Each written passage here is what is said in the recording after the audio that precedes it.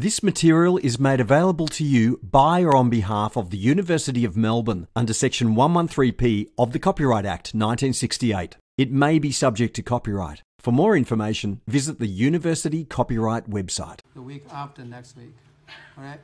So I also was told by Carol, and she actually moved your timetable. If you check your student portal, it should be already moved to week 5. So if you haven't registered one, you can check. There should be some opening available now. If not, come to see me. Another one is we'll have a guest lecture next Tuesday, and Michael Bielinski. So he's executive general manager from Siemens Australia. So he will provide some very insightful discussion, which is totally coming from the industry standpoint. So it's different from the theory we are discussing here. So that should be useful as well. All right. Other than that, we discussed the refrigeration cycle last week. Last lecture, and this cycle basically is to move the enthalpy from the low temperature reservoir to high temperature reservoir, makes the cold colder, makes the hot hotter. Right? It's some process working against nature, and this process certainly cannot happen by itself. We need to input some work in order to drive this process to happen. And in terms of the quantity here, we have the QH equals to the input work plus the heat that you can, or enthalpy you can remove from the cold temperature reservoir. And this process is evaluated by some parameter called coefficient of performance.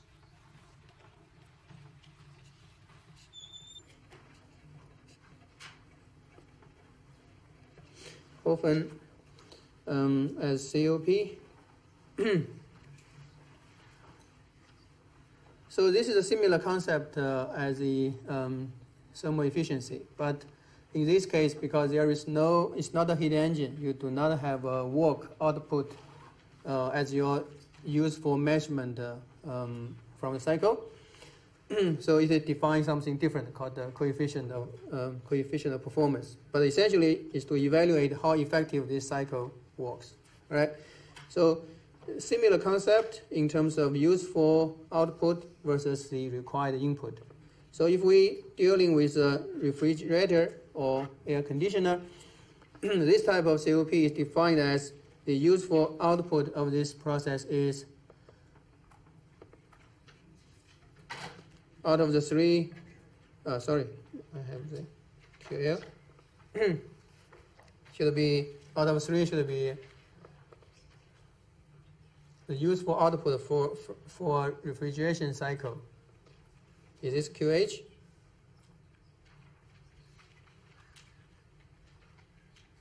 Or QL or work?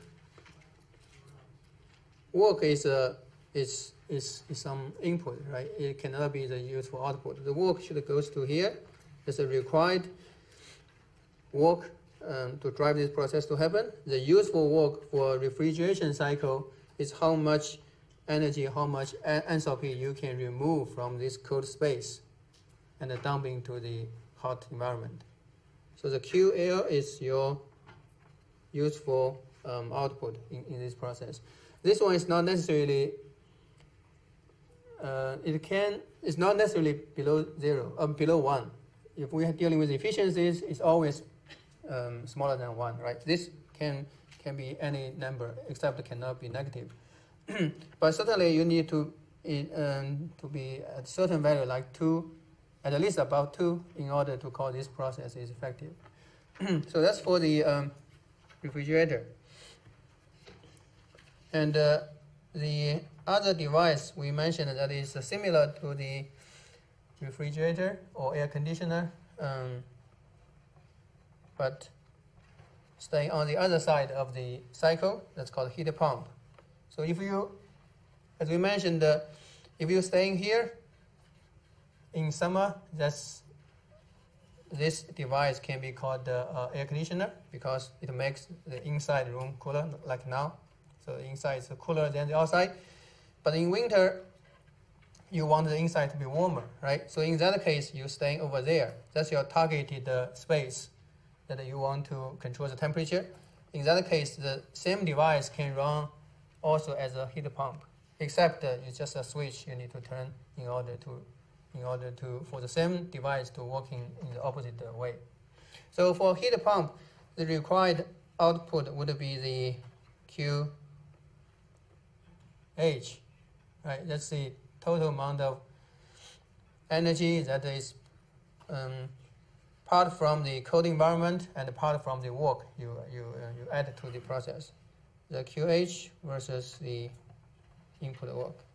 So if you bring this relation, you can simply find, for the same device, you can find the COP is COP1 equal 1 plus the COP of the refrigerator. So the heat pump COP is always greater than the COP of the same device working on the refrigeration cycle, and also always greater than 1. So the COP of heat pump cannot be smaller than 1. All right. So that's the parameters to evaluate the performance of this type of cycle. So if we looking at if we have a Carnot cycle, so this the theoretical cycle for the refrigeration cycle basically is a Carnot cycle running on the opposite way, right? We call this reversed Carnot cycle. And on the TS diagram, we know a Carnot cycle, whether it's forward or reverse, it should be a box.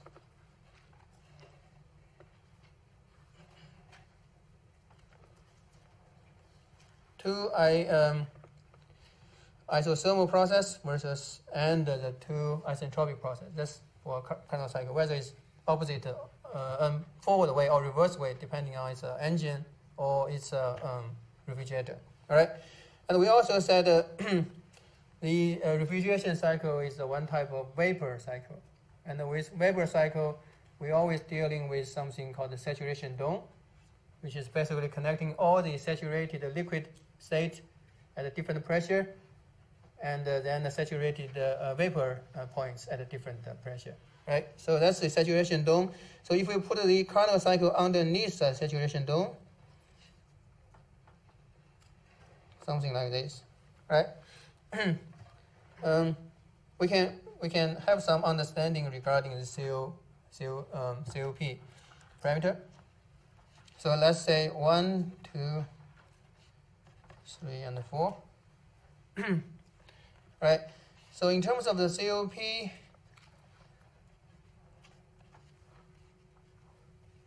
of the refrigerator, we can write that one equals to QL QH minus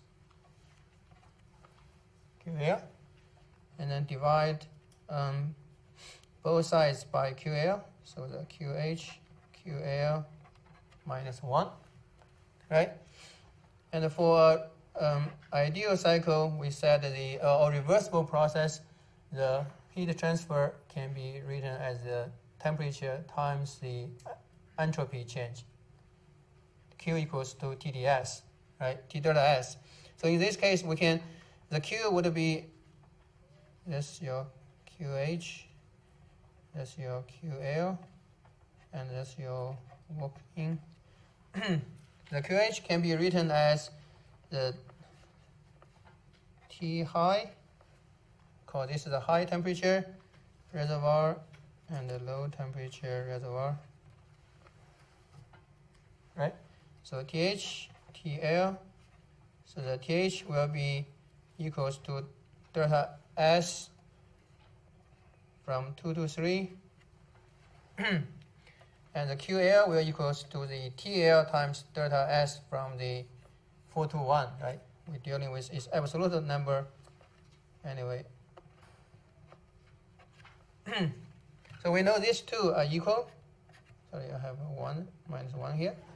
These two basically corresponding to the length of these two horizontal lines.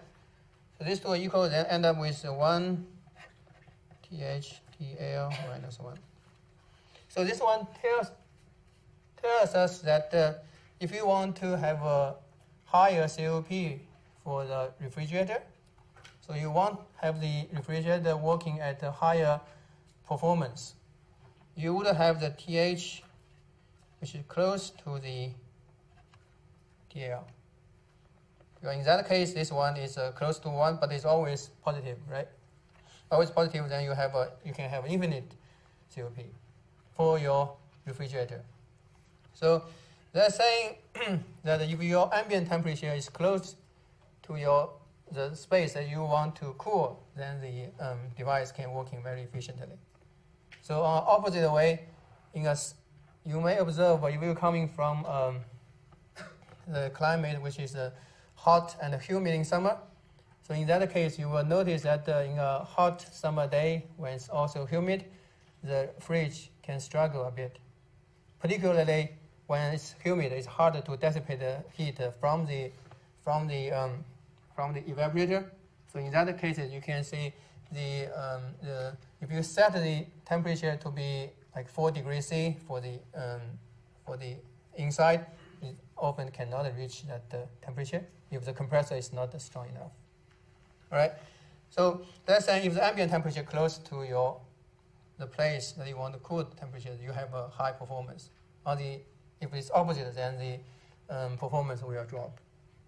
All right. So that's one case. And similarly, if we do this for the COP of the heat pump, so that one will give us 1 minus QL over QH.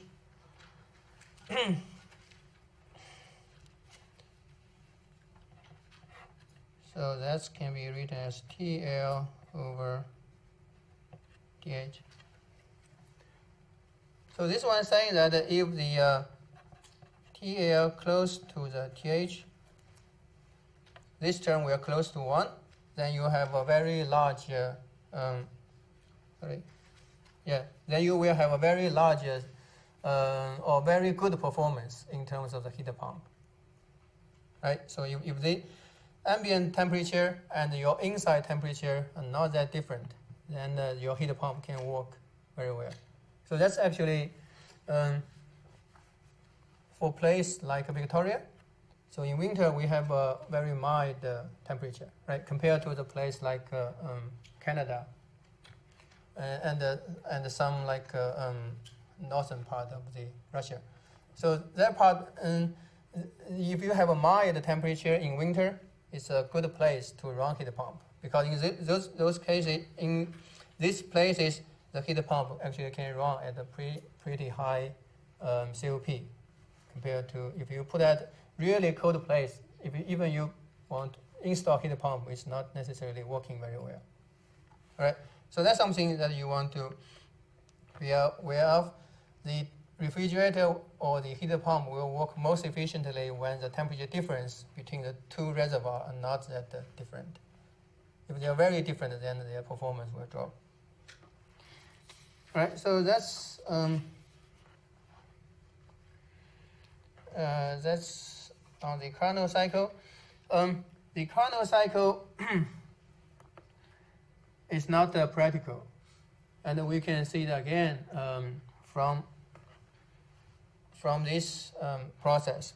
If you recall, previously when we were talking about the Brayton cycle, which is a gas power cycle, there we said the Carnot cycle is not practical because it has two isothermal heat addition and heat rejection process.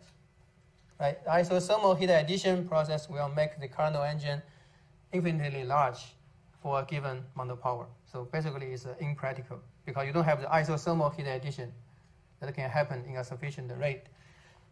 But if you're looking here, actually, you can have the isothermal process happening.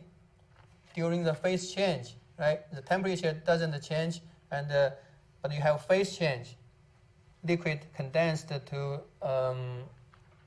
vapor condensed to liquid, they will release a lot of enthalpy at a given temperature, right? So this process, so this two horizontal line, which used to be impractical for a gas cycle, now is practical if you put it underneath the saturation dome.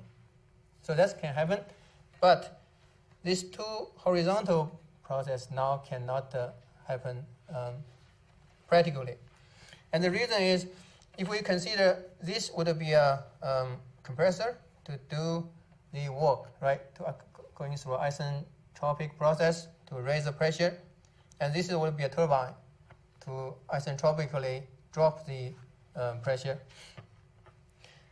These two devices, if you consider what happens there, basically a compressor is to compress. For example, if you have a compressed vapor at the start, and during the process, certain vapor condensed, become liquid. So when a vapor becomes liquid, what happens to their volume?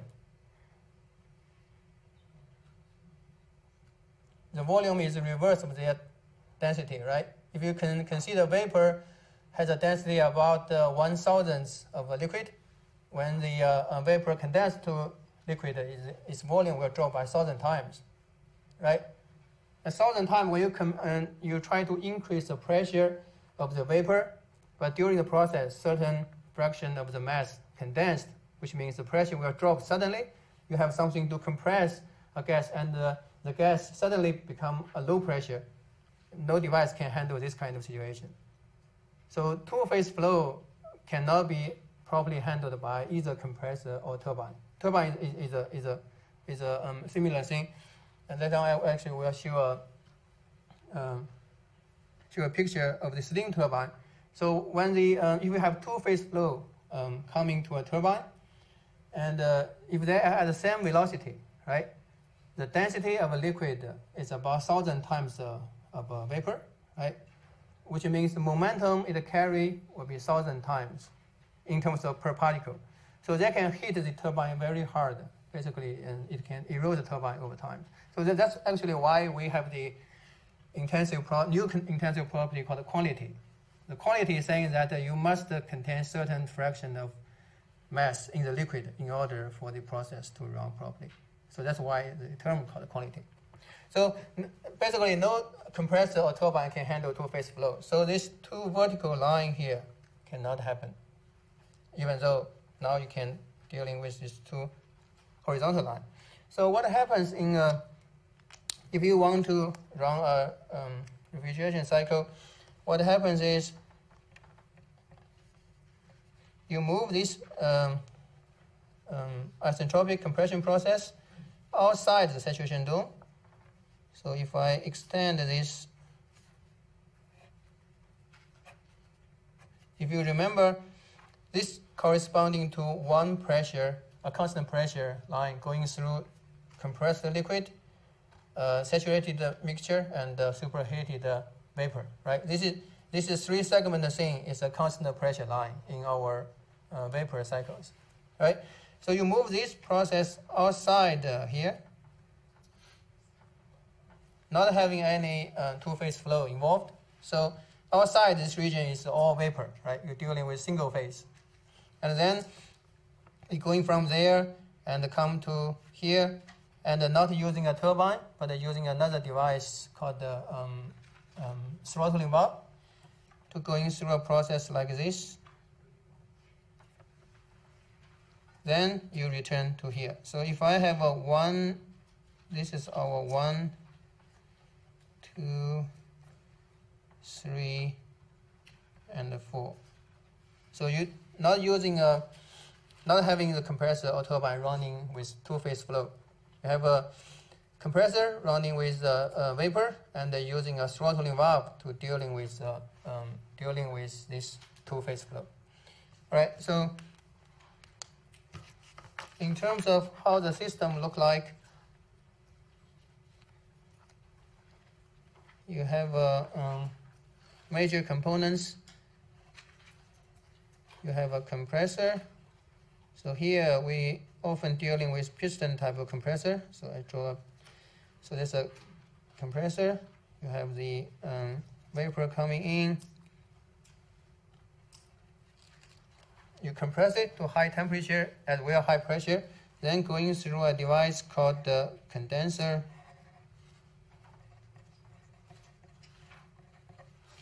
So inside the condenser, you drop the temperature of the vapor first, then going through this phase change process.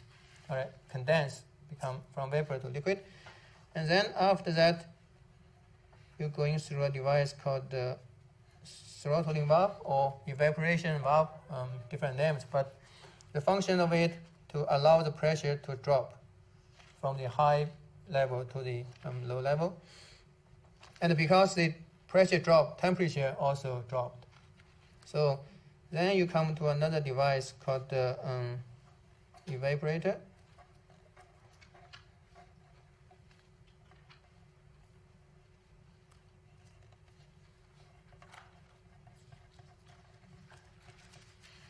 So in this the temperature of the working fluid is lower than the cold reservoir. So that's where the Q air will come in. This is where the Q hot will be dumped. So this is where the work will be inputted. So you started with, if I call this is state 1, 2, 3, and 4. You started with the vapor and being compressed, and still a vapor here, and going through the condenser, you become a liquid, and the liquid going through the throttling valve will become a saturated mixture. Which is a mixture of the liquid and vapor, and then going through the evaporator become fully vaporized. Right, so this is a major component that we are dealing with here, and in terms of the physical process or thermodynamic process, going through these components. Compressor, condenser, and evaporator, there's no much difference compared to what we had before. Basically, this is isentropic compression. This is a heat rejection process. This is a heat addition process, except this heat rejection happens at high temperature compared to this heat addition process. But basically, it's a constant pressure heat transfer process. So the this is called throttling valve or throttle valve. This is a different device, and we haven't encountered before. If you apply, maybe I show a picture of the practical system first. Yeah.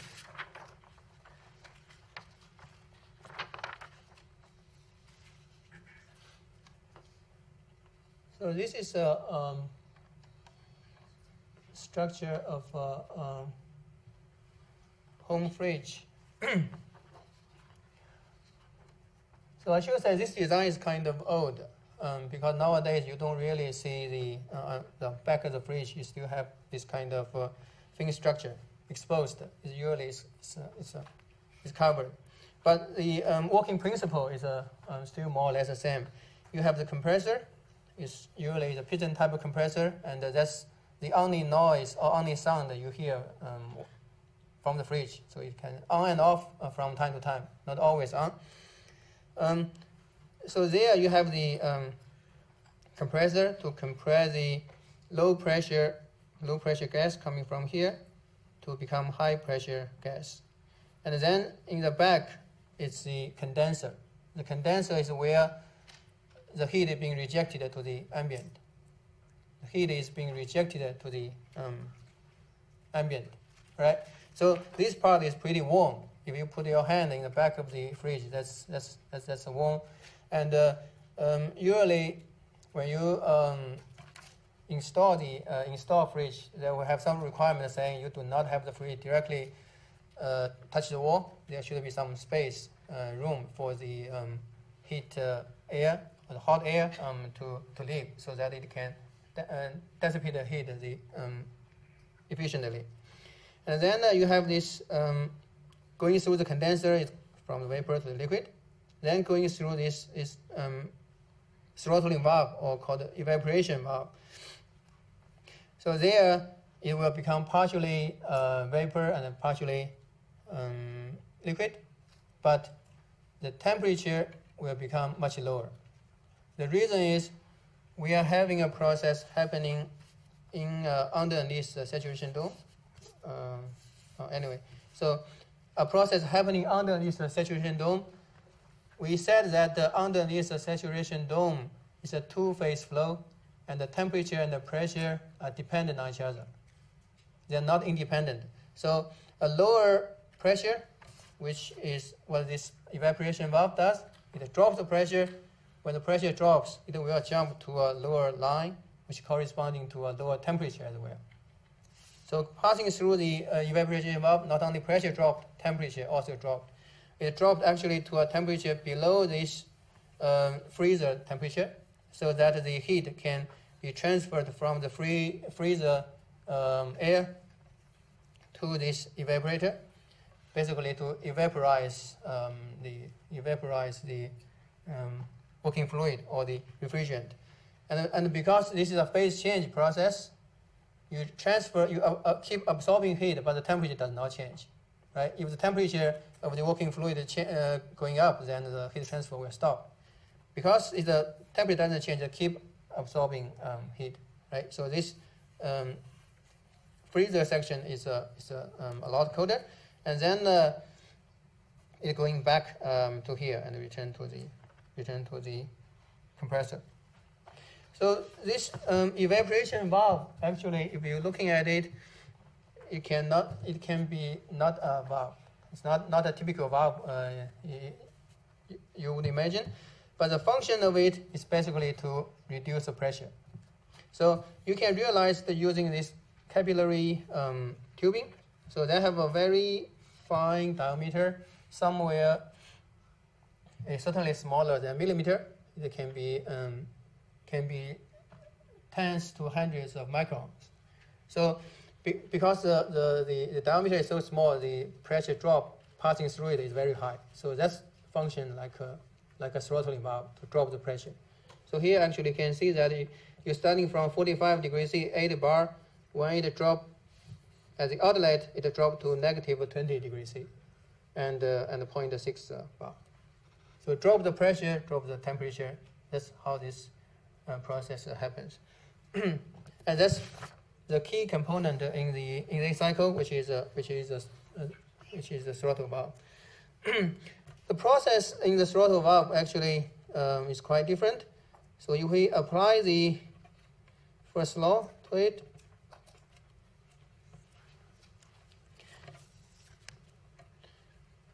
we consider this process is adiabatic, and certainly does not do work, which means the enthalpy change, we ignore the kinetic energy change, even though at the end of the throttling valve, the gas velocity could be somewhat higher than the inlet. But again, that kinetic energy is very small compared to the other terms. So we're saying that the enthalpy change is a zero for this device. So that's why the process going through it called the isentropic,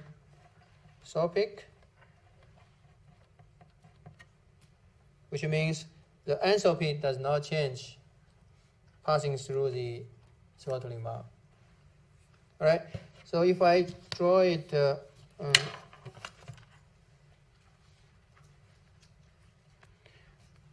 if I draw it on a separate TS diagram,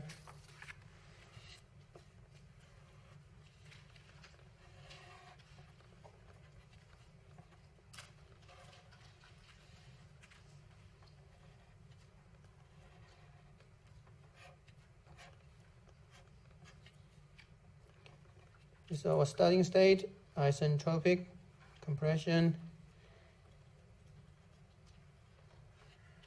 and the isentropic from 3 to 4.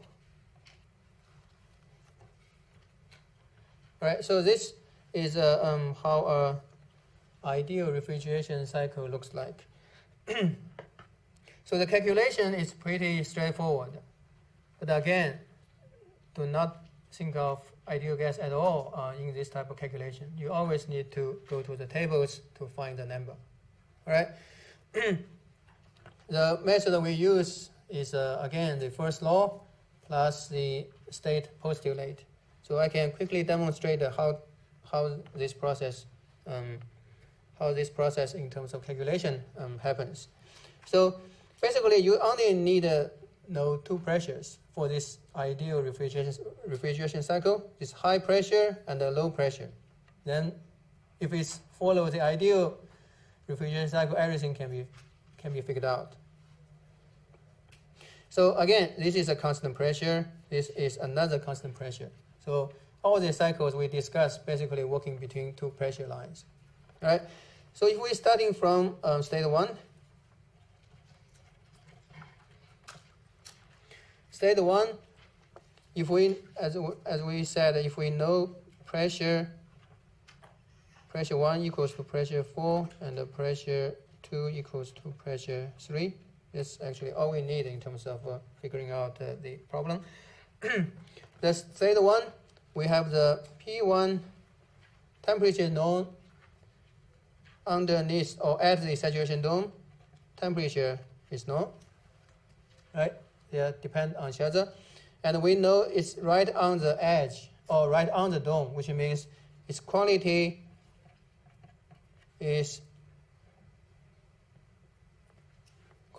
defined by the fraction of vapor in the total mass. So the quantity here should be unity, right? So here is all saturated vapor on this side, if you consider this is a critical point. So now we have two independent intensive properties known. Everything is known for this state. We know H1, we know S1, right?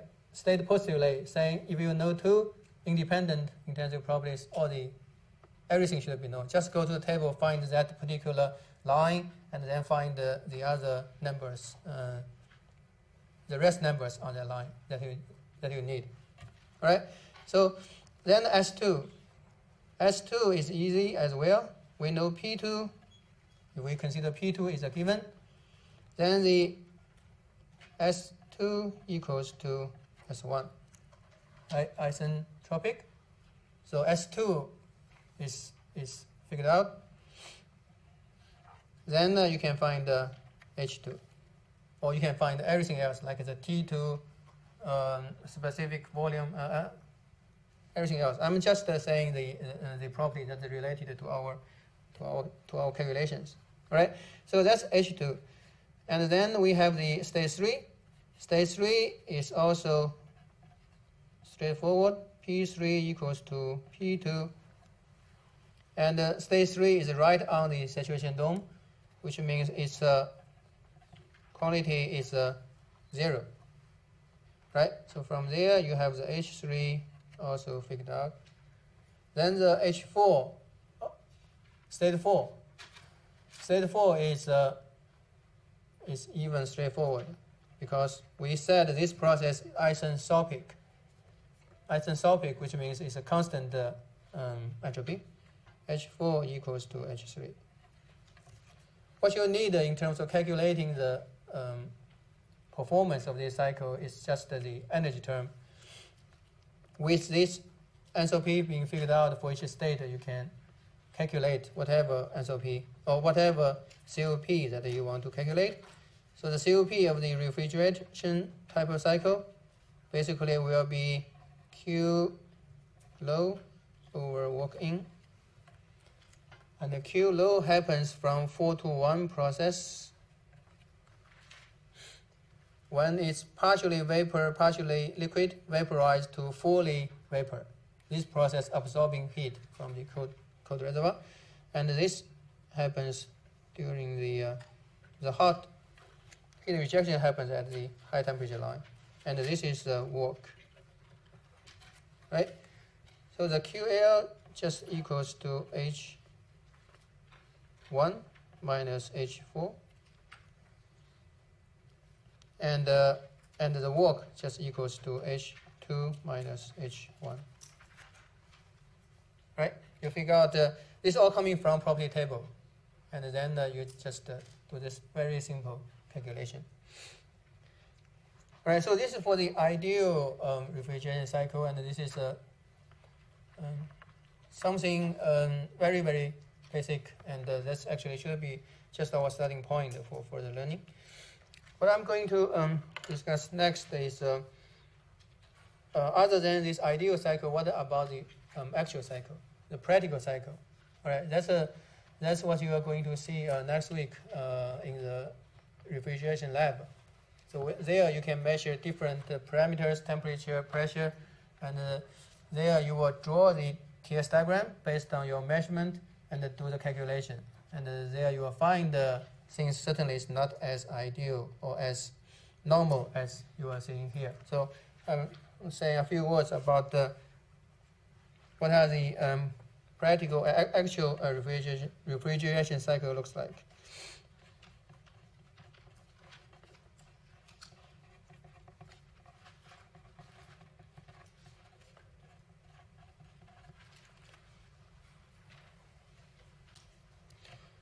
Right, so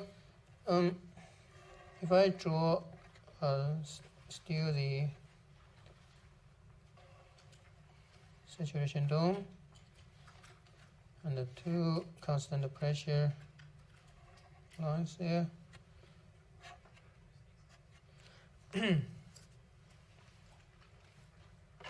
Right, so for practical cycle, you rarely happens right on the saturation dome, because reality always has some uncertainty or is different from the theory or ideal case. So what you want to do is you want to give it some safety margin. You certainly do not want to get inside. You want to stay outside, and because it's hard to be right on the edge, you always stay a little bit away from that edge to make sure it's all vapor to start with. Okay, so that's your state one, where I should say this non-ideality. So one difference is state one as superheated vapor.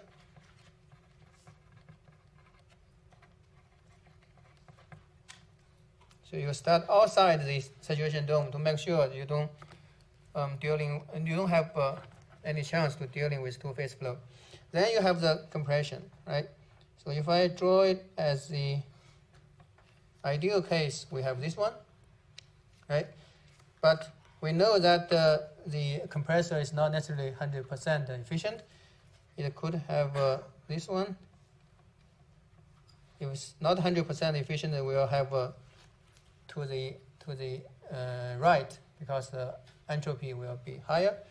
But also, even after this compression, the practical cycle can have heat loss, which is not considered in our ideal cycle analysis.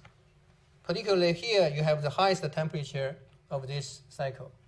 There you have the highest temperature, you're very likely to have heat loss. So the temperature could end up just there. So that's your first step, in fact. So you would have the from 1 to 2. First is compressor efficiency smaller than 1. Then you also have the heat loss. Okay, then you have this compressed vapor, right? Compressed vapor will flowing into the condenser to give out the heat, right? This process we are passing through a set of pipes and and equipment, is you could have certain heat loss as well as pressure loss happens. So which means you will not follow this constant pressure line, but a line which is corresponding to lower pressure. And in order to make sure that the vapor is fully condensed, you not always will end up on the saturation dome. And to be safe, you always want to stay outside the saturation dome, which means overcool it a little bit, so make sure it's all condensed. All right, so that's your state 3. So which means you would have from 2 to 3, you have the pressure loss, and the state 3 is compressed liquid.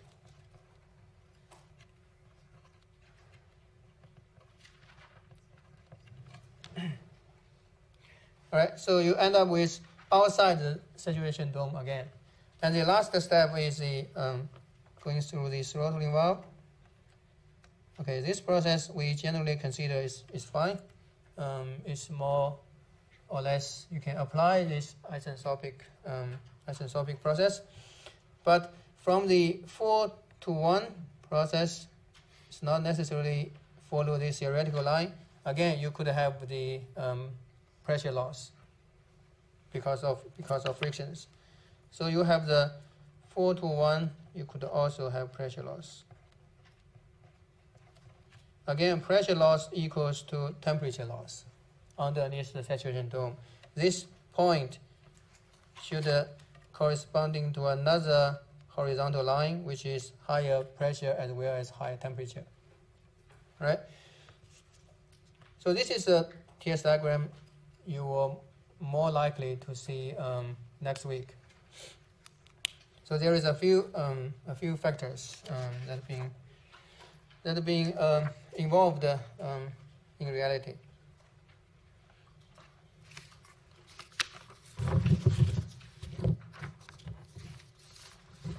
All right. Another got about 15 minutes. This is more of the psychoanalysis or theoretical part of the refrigeration cycle.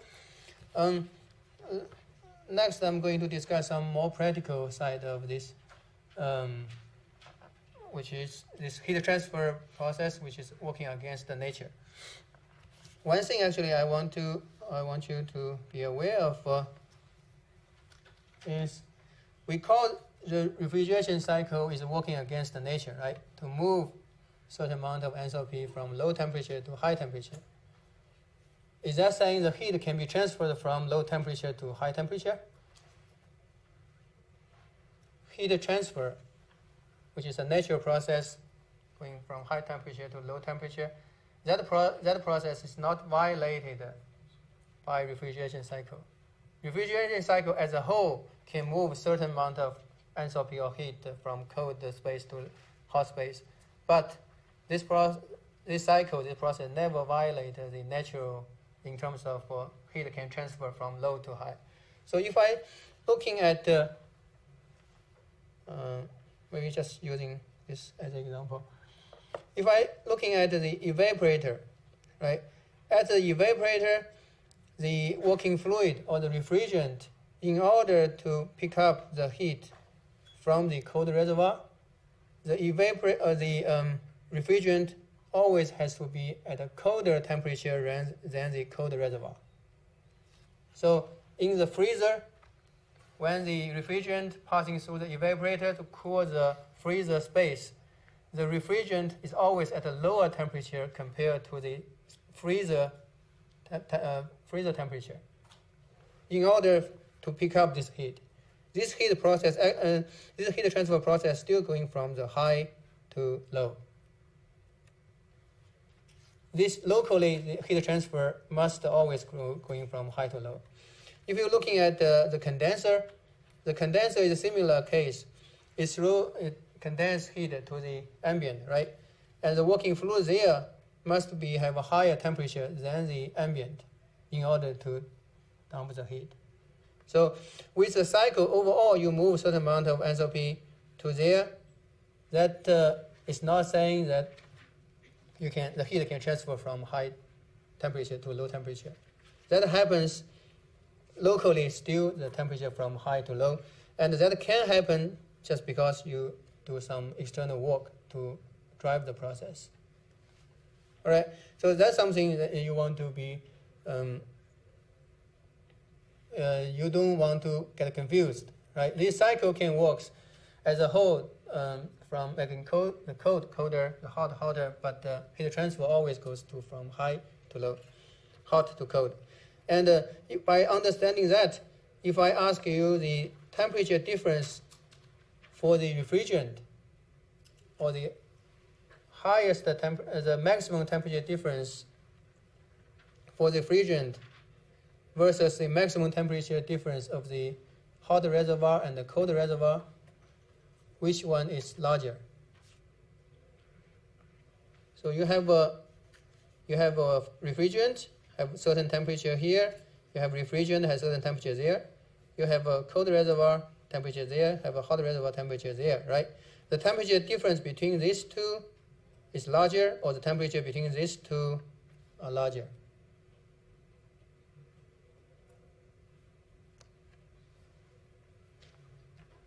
For the refrigerant going through the cycle, it has a cold temperature there, it has a hot temperature there, right? This temperature difference versus the temperature difference of your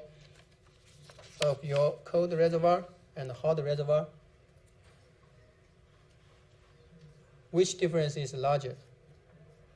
If I just do that. Between the hot and the cold reservoir, yeah.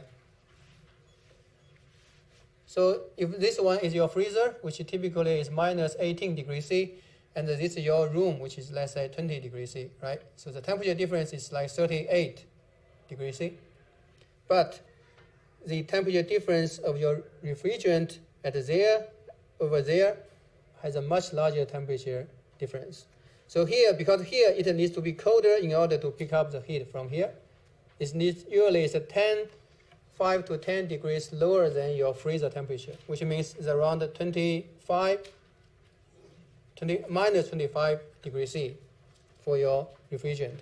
And there is usually it's 10 degrees higher than your ambient, which means 30 degrees for your refrigerant. So your refrigerant experience much larger temperature difference compared to your cold and hot reservoir. That can happen just because you input the external work to drive it to happen, and that's also to have the local heat transfer still going from hot to cold. So here, maybe I just put some number. That's easier. So if you're dealing with a freezer, minus 18 degrees C, and there it needs to be minus 25 degrees C in order to have efficient heat transfer for the size of the evaporator.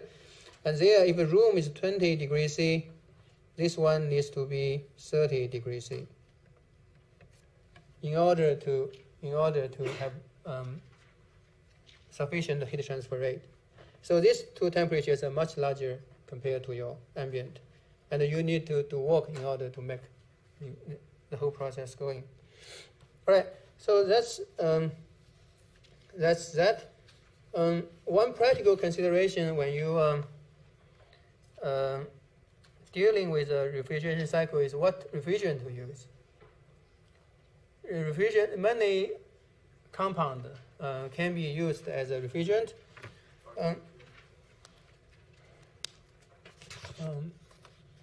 Question? Yeah. So in terms of how to select or what type of refrigerant we can use, actually there is quite a bit, but all of them need to satisfy certain specification or certain certain features. One is it needs to have a desired phase change property.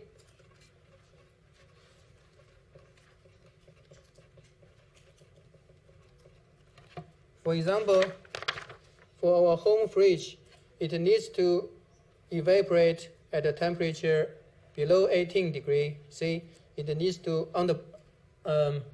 this here is typically the ambient pressure, and under pressure it needs to condense at a temperature above 20 degrees C, right? So that it needs to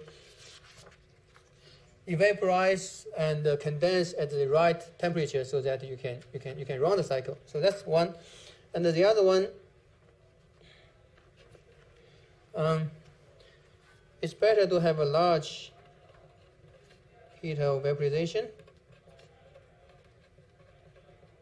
so that when phase change does happen, there is a large amount of enthalpy associated with the process. Right. So this is the two major criteria, and there is other consideration, which is more from the practical use standpoint. Like we want it to be cheap and to be safe, and also environmentally friendly.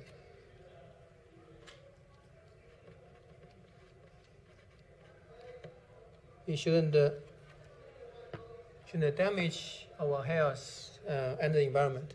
And in fact, there is quite some compound that can satisfy all of this, and it ends up with whether it's environmental friendly or not becomes a most important driver in terms of generation by generation refrigeration change. So in the very first, one of the very first compounds being used is ammonia. Ammonia is a hydrogen connected with a nitrogen connected with three hydrogens. So ammonia actually is very good in terms of the phase change property, heat of vaporization. Also, it's when you compress it, it requires a relatively small amount of work to be compressed. So that's actually still being used today in industry, but no longer at home. And the reason is it's a toxic compound. It's not friendly to be used at home. The second generation is something called a Freon. I don't know how many of you are aware of this. This already, I would say, 2 decades ago, people stopping using it, or CFC. So that's called chlorofluorocarbon. So basically, you have a carbon connecting, one carbon connecting with 3 chlorine and 1 fluorine. So this, again, in terms of property, the phase change property, heat of vaporization, that's all good. No problem. It's not. It's cheap and it's safe. But the people find it from many, maybe 20 to 30 years of use. People find this causes a serious problem in the environment, which is called the ozone hole. So people find that particularly in Antarctica, there is a big hole, which is there is no ozone there. Ozone is something is O3. It's similar to O2, but it has another oxygen there. Ozone is quite important to absorb the UV light from sun. If this zone or this layer is gone, then the UV light can passing through the atmosphere, and certainly that's no good for our skin, and not good for the plants, and also not for many things, buildings, right? And the people realized using this Freon is directly connected to that, because this compound, when it's getting into the air, it can decompose. So it can decompose to produce chlorine atom, and the chlorine can react with the ozone radical to form chlorine oxide and O2. And this one can further react with another oxygen in the air to release itself and then